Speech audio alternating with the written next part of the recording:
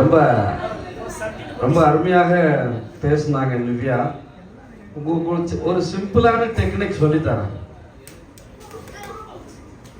இன்றைய கால பெற்றோர்களை இன்றைய கால பிள்ளைகளை இன்றைய கால பெற்றோர்களை அடக்க முடியல அப்படின்னு எல்லாரும் சொல்றாங்கல்ல.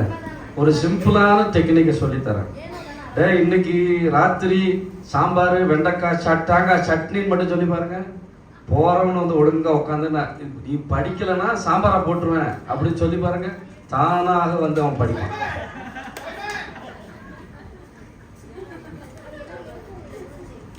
பிள்ளைகளை, இது உதாரணத்துக்கு நான் சொல்றேன், பிள்ளைகளுக்கு ஒரு சிலது பிடிக்காம இருக்கும் பாருங்க, அதை சொல்லி பாருங்க. நீ படிக்கல அப்படின்னா உனக்கு இது சோத்திரையா.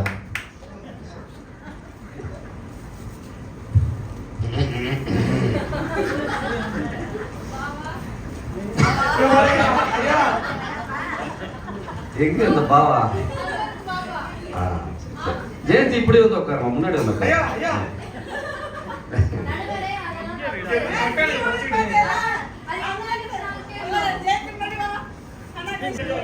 எந்த பெற்றோர்?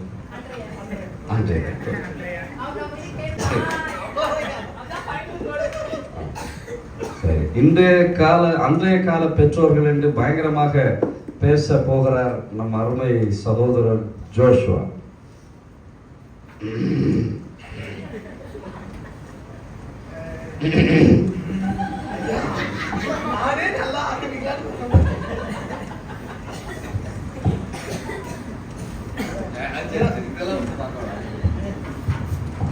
கர்த்தருடைய மகாபெரிய பரிசுத்த நாமத்திற்கு மகிமை உண்டாதாக. வந்திருக்கக்கூடிய ஊழியர் ஐயா அவர்களுக்கும் விசுவாசிகளுக்கும் என்னுடைய அணியினர் அவர்களுக்கும் எதிரணியினர்களுக்கும் என்னுடைய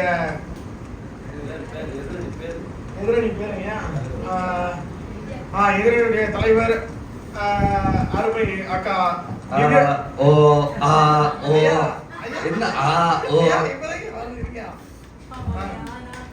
எல்லோருக்கும் வணக்கம்.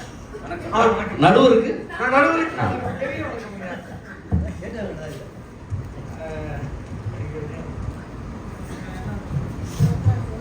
பார்த்து படிக்கலாம்னா கூட அது இங்கிலீஷ்ல எழுதி வச்சிருக்கீங்க. நான் ஏதோ அதுல இருந்து பாயிண்ட் எடுக்கலாம்னு பார்த்தா அதுவும் இங்கிலீஷ் தெளிவாவே எழுதிச்சாலும் தெரியாதுங்க. அதாவதுங்க, இதுக்கு முன்னாடி பேசுறவங்களும் சரி, இதுக்கப்புறம் வந்து என்னுடைய எதிரணியில இருந்து பேச வரப்போறவங்களும் சரி, எல்லாமே அவங்க அணியின் சார்பா இன்றைய கால பெற்றோர்கள் தான் வந்து ஐபோன் சரி. அந்த கார்டோட பாஸ்வேர்டு மட்டும் கிடைக்கும். அதாவது இன்றைய கால பெற்றோர்கள் தான் அந்த இன்றைய பெற்றோர்கள் தான் சிறந்தவர்னு சொல்றாரு. அதாவது அவங்க சொல்ல வருவாங்க அப்படி. அதாவது கடவுளுடைய அந்த ஆவிக்குரிய ஜீவித்துல பிள்ளைகளை வளர்க்கிறது இன்றைய கால பெற்றோர்கள் தான் அவங்க அப்படின்னு சொல்லி பேசுவாங்கயா. ஆனா எல்லாருக்குமே அவங்களுடைய கண்களுக்கு என்ன தெரியுதுனாங்கய்யா, இப்போ நம்ம சபையில அந்த நாத்தங்கன மரம் வாங்கயா, அதுல எல்லாரும் படம் பொறிச்சு சாப்பிடுவாங்க. எல்லாருமே அந்த படம் அருமையா இருக்குன்னு சொல்லுவாங்க. அந்த சுவை எல்லாமே அவங்க நிகழ்காலத்துல பார்த்து, இன்னைய காலத்துல அந்த பழத்தை பார்த்து, இன்னைய காலத்துல அந்த பழத்தை ருசிச்சு, இன்னைக்கு அந்த பழம் நல்லா இருக்கு அப்படின்னு தான் இவங்களுடைய பார்வைகள் எல்லாமே இருக்கே தவிர, ஆனா இதற்கு முந்தைய காலத்துல அந்த மரத்தினுடைய பராமரிப்பு எப்படி இருந்தது, அந்த மரம் எப்படி பராமரிக்கப்பட்டது, எப்படி அந்த மரம் கிளைகள் நறுக்கப்பட்டு தண்ணீர் பாய்ச்சப்பட்டு எப்படிலாம் செழிப்பா வளர்க்கப்பட்டு அதன் பிறகுதான் ஒரு கனி கிடைக்கும் அப்படிங்கிறத அவங்க கவனிக்க மாட்டாங்க. எல்லாருமே நிகழ்காலத்தின் கனியை பார்க்கிறாங்க தவிர இறந்த காலத்தினுடைய அதோட பராமரிப்பை யாரும் பார்க்கறது. புரிஞ்சுதா? ஐயா, நானே டாபிக் தேடிட்டு இருக்கேன் ஐயா. ஏதோ இதை வச்சு ஓடிக்கிட்டு இருக்கேன். இடையில கொஞ்சம் குறிப்பா பாருங்க. நீங்க நல்லா அவ்வளவு சூப்பரா பேசுங்க. ஐயாவே எடுத்து போயிட்டாரு. ஐயா, நீங்க நடுவர் ஆகிட்டீங்க. எதிரே சொல்லுங்க. இதுக்கு முன்னாடி ஒருத்தவங்க பேசிட்டு போனாங்க, சைலண்டாவே இருந்தாங்க. அப்பெல்லாம் நடுவர் பேசவே இல்லையா. பின்விளைவு எனக்கு தெரியும். அதாவது முதலாவதா எங்களை நோக்கி கேட்கப்பட்ட ஒரு சில கேள்விகள் இருக்குங்க எதிரணி. நாங்க முதல்ல அதுக்கு பதில் சொல்லிட்டு அதுக்கப்புறம் எங்களோட தலைப்புகளை நாங்க கடந்து போறோங்க. முதல் கேள்வி என்னன்னா, எங்கள் அணியுடைய நட்சத்திர நாயகன் அண்ணன் மோசஸ் அவர்களை பற்றி ஒரு கேள்வி கேட்டாங்க. ஏன் மோசஸ் வந்து அவங்க பிள்ளைகளுக்கு பாட்டு சொல்லி கொடுக்கறது இல்ல, சுபிய கதை சொல்லி பாட்டு இல்ல, பாடம் பாடம் பாடம் தாங்க. அது பாடமோ பாட்டோ ஐயா, ஏதோ ஒன்று அவர் சொல்லி கொடுக்கல ஐயா. அவர் ஏன் பாட்டு சொல்லி கொடுக்குறதுன்னா அவருக்கு அங்க பாட்டு வாங்குறதுக்கே நேரம் சரியா போயிடுது. அவர் எங்க இருந்து பாட்டு சொல்லி கொடுக்கறது? நாங்க இந்த பாட்டு நல்ல கைத்தட்டுங்க. அருமையான அழகான ஒரு பாயிண்ட் சொல்றேன், உண்மையான ஒரு பாயிண்ட். இந்த பாட்டை வாங்குறதே எங்களுக்கு போதும் போதும் இருக்கு. நோட் பண்ணிக்க. இப்படிலாம் திருப்பி அங்க பாருங்க. அடுத்ததான் நிவ்யாக்கா பேசும்போது அவங்க சொன்னாங்க, இன்றைய தலைமுறையில ஆர்டிபிஷியல் இன்டெலிஜென்ஸோட காலம் இப்ப இப்படி எல்லாம் இருக்கு. இதுல பிள்ளைகளை வந்து நாங்க பாவம் செய்யாம இதெல்லாம் பார்த்து வளர்க்குறோம். அந்த காலத்துல அவங்களும் பாவங்களையும் பாடுகளையும் பார்த்தாங்க அப்படின்னா, அந்த காலத்துல இருந்த பெற்றோர்கள் தான் பாடுகளை பார்த்தார்கள், பாவங்களை கண்ணெதிரே பார்த்தார்கள். இன்னைக்கு ஆர்டிபிஷியல் இன்டெலிஜென்ஸ்ல உங்களுக்கு பிள்ளைகளை வளர்க்கறது கஷ்டம்னா, அன்னைக்கு ஆடு வைத்திருந்தவர்கள் பிள்ளைகளை எந்த அளவுக்கு வளர்த்திருக்காங்க அப்படிங்கறத நம்ம வேதாகம ரீதியா பார்க்கணுங்க. சூப்பர். அதாவது நம்ம வேதத்திலே நம்ம வந்து எதிரணிகளுடைய அவரை வந்து அவர்களை தாக்கி பேச பண்ணாங்க. வேதம் என்ன சொல்லிருக்கு? தாக்குறதெல்லாம் தாக்கிட்டாரு, தாக்கி பேசக்கூடாது. இப்போ இன்றைய கால பெற்றோர்கள் அப்படின்னு சொல்றாங்க. நாங்க எதை வச்சு அன்றைய கால எப்பதான் அன்றைய கால பெற்றோருக்கு வருவீங்க?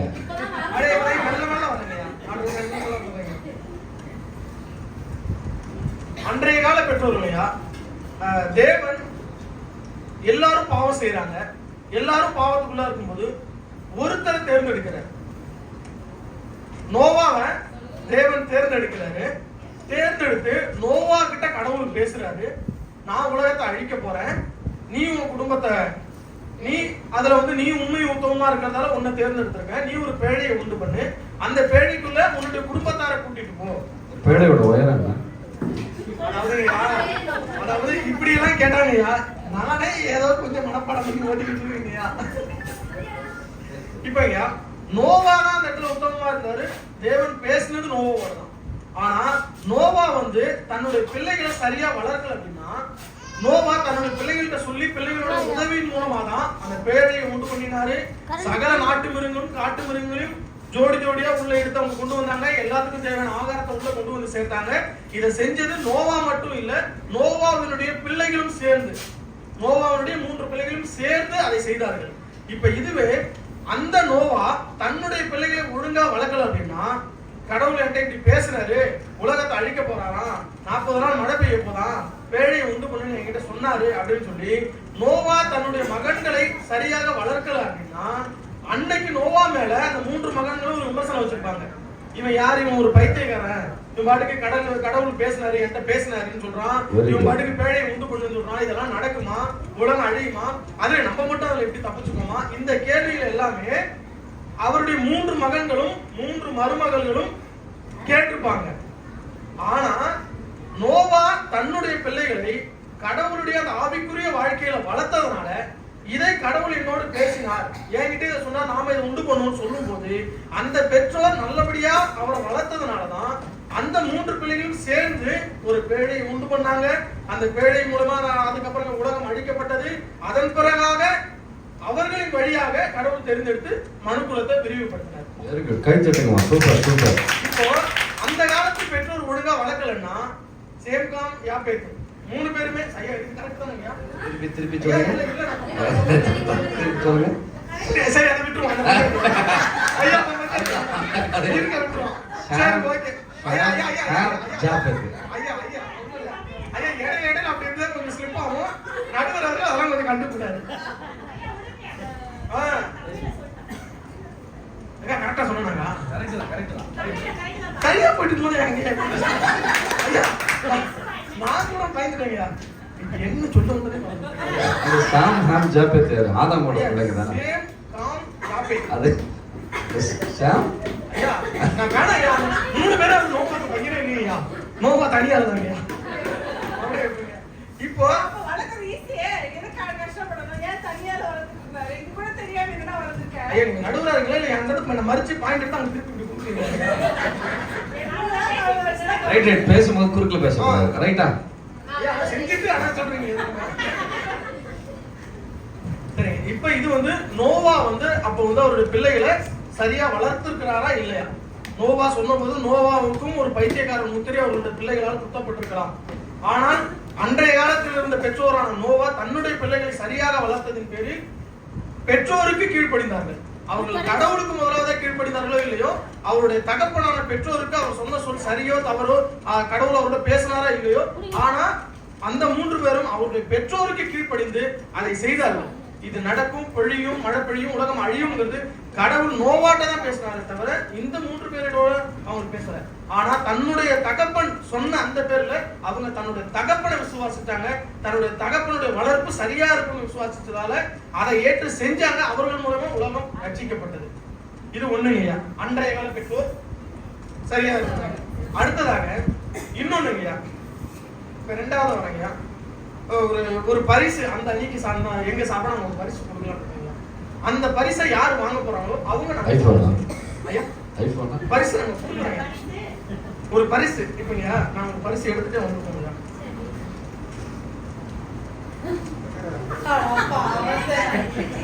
ஐயா இந்த பரிசை அந்த அணியில இருக்க யாராவது ஜெயந்தி கொடுக்கணுமா? ஐயா அது இந்த வெப்பன் எல்லாமே நம்ம வாங்கிட்டு இருக்கோம். இப்ப இந்த அணியில இருக்கங்கய்யா கொடுத்து அவங்களுடைய பிள்ளைகளை இந்த கத்தியால எதிரணியில் இருக்கிற யாராவது ஒருத்தர் அவங்க பிள்ளைகளை இந்த கத்தியால கீற முடியுமா? இன்றைய பெற்றோர்கள் நாங்க ரொம்ப சிரமப்படுறோம், நாங்க ரொம்ப கஷ்டப்படுறோம், பிள்ளைகளை ரொம்ப நல்லா நாங்க வளர்க்கிறோம், பிள்ளைகள் மேல ரொம்ப நாங்க அன்பா இருக்கோம் அப்படின்னு சொல்றீங்கல்ல, சொல்லுற யாராவது இந்த கத்தியால் இந்த கத்தி வச்சு தான் அவர் காய்கறி நறுக்கு வரும் இல்ல? ஐயா அதெல்லாம் பண்ண மாட்டாரா? இல்ல பரவாயில்ல, சும்மா சொல்லுங்க. நானே வீட்டுக்கு தேடி பிடிச்சிட்டு இல்லைங்க, வீட்டுல இருந்தா பட்டிமன்றம் முடிச்சுட்டு வீட்டுக்கு போனே அதான் நடக்கும்னு சொல்லிட்டு வீட்டுல இருந்து சுட்டு வந்துட்டாருங்க. சுட்டு வந்து இப்படி பேசுறாரு ஐயா. ஆமா இந்த ஐயா எதிரடியற சும்மா சரி பேசி முடிக்கட்டும்.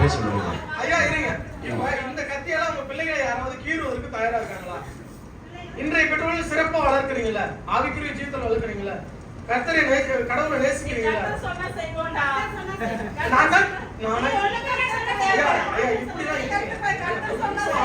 இப்படிதான் சொல்லுங்க.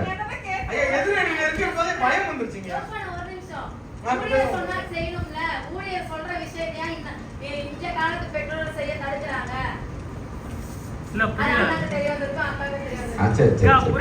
சரி முடிங்க.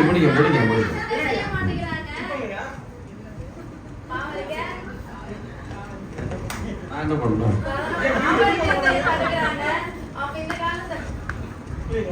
இப்போ இந்த காலத்துல இருக்க பெற்றோர்கள் வந்து தன்னுடைய பிள்ளைகள் மேல ஒரு பொட்டு சும்மா ஒரு செருப்பு படுவதற்கோ ஒரு ஊசி குத்துவதற்கோ தாங்க மாட்டாங்க.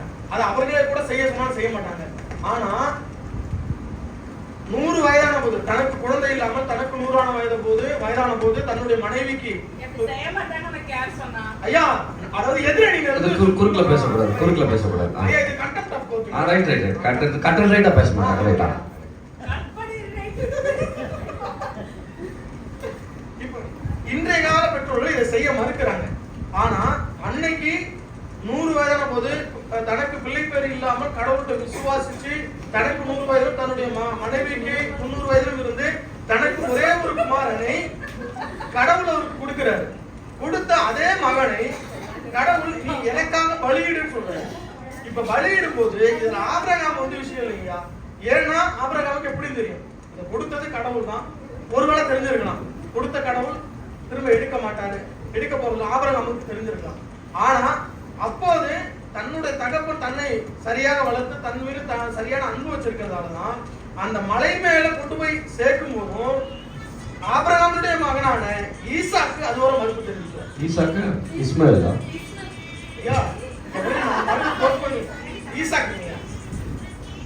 ஈசாக்கு தன்னுடைய தகப்பன் தான் தன்னை பள்ளியிட கொண்டு போறான்னு கூட தெரியாம, எங்க கொண்டு போறாருன்னே தெரியாம கூட்டிட்டு போறாரு. ஒரு மலை மேலதான் கூட்டிட்டு போறாரு. கூட்டிட்டு போயிட்டு தன்னை பலியிடுவதற்கு அவரை படுக்க வைக்கிறாரு, கத்தியை ஓங்குறாரு.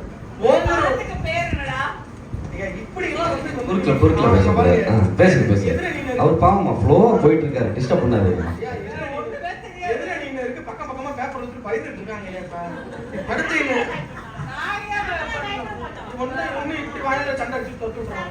நான் வீட்டுல அரிசி ஊற வச்சிருக்கு, ரெடியா இருக்கு. பேசுங்க. இதுல வந்து கடவுள் சொன்னாரு, அத ஆபிரகாம் செய்ய போனாரு. அது கடவுளுக்கும் ஆபிரகாமுக்கும் இடைப்பட்டது.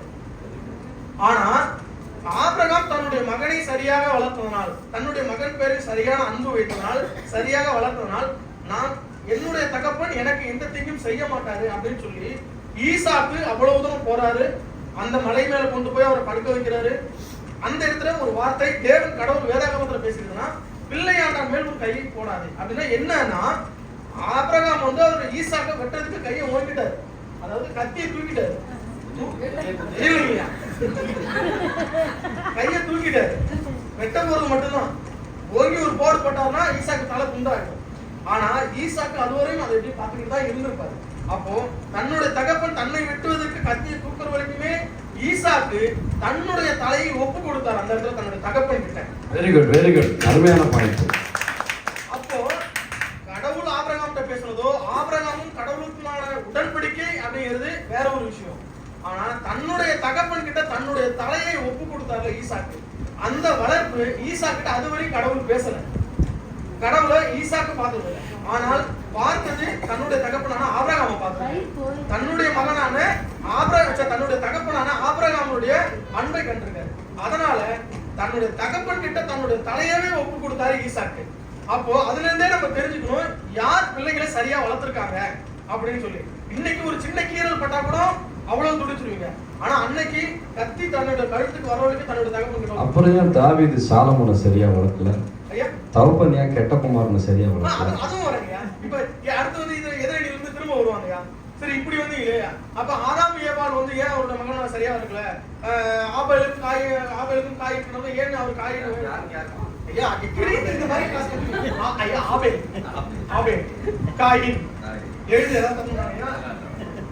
ஏன் அப்புறம் ஆபேல் ஏன் தன்னுடைய ஆதாமும் ஏவாளும் ஏன் தன்னுடைய மகனை வந்து சரியா வளர்க்கல? இந்த கேள்வி கேட்பாங்க. ஐயா நாங்க பாயிண்ட் வச்சிருக்கோம்ல, நீங்க தான் போனீங்க. நீங்க குழப்பறாங்க அடிக்கடி. அடுத்த கேள்வி இதையும் வந்து கேட்பாங்க, ஏன் ஆதாமும் ஏவாளும் தன்னுடைய மகன்களான ஆபேலும் காயினும் சரியா வளர்க்கல? ஏன் ஆபேலையும் தன்னுடைய சகோதரனை ஏன் கொல்லணும் அப்படின்னு சொல்லி கேட்பாங்க. அதற்கான பதில அன்னைக்கே தேவன் வந்து முடிச்சு வச்சுட்டாரு. என்னன்னா, இதுக்கப்புறம் என்ன பார்க்கும்போது என்னோட சகோதரர் யாராவது என்ன கொண்டு போட்டுருவாங்கன்னு சொல்லி காயின் பேசுறப்போ உன்னை யாரும் எதுவும் செய்ய மாட்டாங்க அப்படின்னு சொல்லி அன்னைக்கே தேவன் முடிச்சு வச்சாரு. அதுக்குள்ள ஏதோ ஒரு காரியம் இருக்கு. அதனால அவங்க அடுத்து அந்த கேள்வி கேட்டாங்க, அதுக்கான பதில். அடுத்ததா இன்னொரு விஷயம் என்னன்னா, பிரசங்கமே பண்ணிடுவார் பிள்ளைங்க. Very good. அங்க பாருங்க, இன்னும் சொல்லக்கூடாது. முடியல சொல்றீங்க, தோல்வி ஒப்புக்கொள்றீங்க.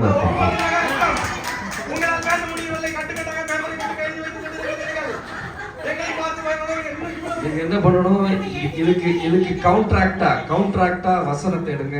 கவுண்ட்ராக்டா எத்தனையோ பெற்றவங்க அந்த பழைய ஏற்பாட்டுல பல பரிசுத்தவான் பிள்ளைகளை சரியா வளர்க்கல. அந்த நீங்க கவுண்ட்ராக்டா அடிக்கலாம். சரியா?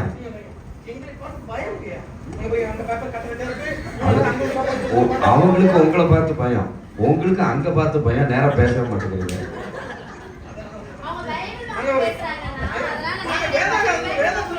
வேதத்துல இருந்து பேசுறீங்க. சரி சரி, நாங்க கதை புக்ல இருந்து பேசிட்டோம். கடைசியா ஒரு காரியத்தை மட்டும் சொல்லி நான் முடிச்சுக்கிறேன். என்னன்னா, இப்போ வந்து கிறிஸ்து பிறப்பு வரப்போகுது, கிறிஸ்துமஸ் வரப்போகுது. இதுலயுமே இவங்க வந்து திரும்பவும் நாங்க இன்றைய காலத்து பெற்றோர்கள் தான் சரியா இருக்காங்க, எல்லாம் பண்றாங்க, ஆவிக்குரிய வாழ்க்கையில பிள்ளைகளை நடத்துறாங்கன்னா, நாங்க திரும்பவும் இன்னொரு பாயிண்ட் வைக்கிறோம், அன்றைய காலத்துடைய பெற்றோர்கள் தான் ஆவிக்குரிய வாழ்க்கையில பிள்ளைகளை சரியா வளர்க்குறாங்க. அதுக்கு என்ன ஒரு உதாரணம்னா, தேவன் வந்து, அதாவது மரியாளுக்கும் யோசேப்புக்கும் ஒரு என்கேஜ்மெண்ட் வந்து நடக்குதுங்க. இப்போ இந்த இடத்துல யோசேப், அதாவது மரியாள் கிட்ட பேசுறது பரிசுத்தாவியானவர் பேசியிருக்காரு, தூதர்கள் பேசியிருக்காங்க. அதனால பேரு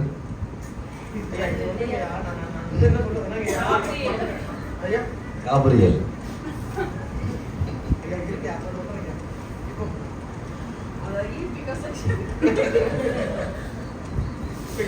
அந்த யோசேப்பு பாருங்க, இப்ப வந்து மரியாள் கிட்ட தான் தூதர்கள் பேசுறாங்க, யோசேப்போடும் பேசுறாங்க. ஆனால் யோசேப்பு தன்னுடைய உத்தமத்துல உறுதியா இருந்ததால்தான் கிறிஸ்து எனும் ரட்சகர் பிறந்து இன்னைக்கு நமக்காக ஒரு ரட்சகர் பிறந்தார் சொல்லி நாம கிறிஸ்துமஸ் வந்து கொண்டாடுறோம். ஹல்லேலூயா. இதுல யோசேப்போட நிலைமை பார்த்தாலுமே அவர் எந்த யாக்கோபின் சந்ததியில வர்றாரு. ராகேலுடைய குமாரனாகிய கவனிங்க கவனிங்க, கஷ்டப்பட்டு பேசுறாரு, கவனிங்க கவனிங்க. யாக்கோபின் சந்ததியில் வந்த யாகேலின் குமாரன் யோசேப்பு. இந்த யோசேப்பு